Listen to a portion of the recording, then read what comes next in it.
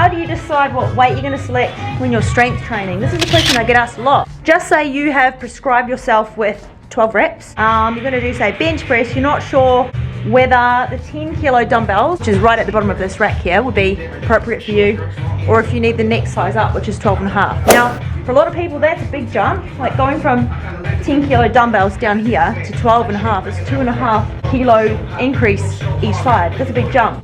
Find most people will go, I'll go with a lighter weight, and if it's not too hard, I'll go up.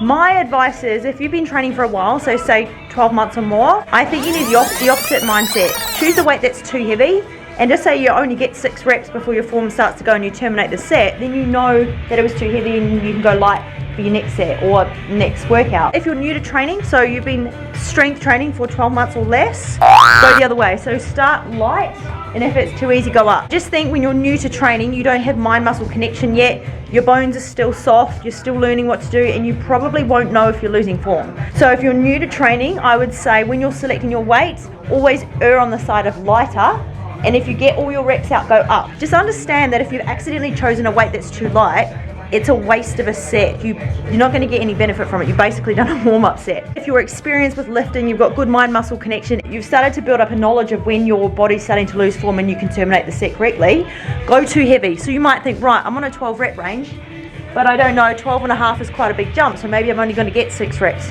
Well, just do it. At least you went to failure. The most important thing with strength training is going as hard as you can for as long as you can, doing as many reps as you can. A lot of people hate going to failure. They hate saying that they're trying to fail. They go, oh, I don't want to do that because I don't want to fail. Well, then you're not going to build muscle. You're basically at the gym doing a warm-up. That's it. So my advice, if you are new to lifting, err on the side of lighter, and if you get all your reps out, or you do end up doing heaps of reps, go up and wait for your next set or for your next workout.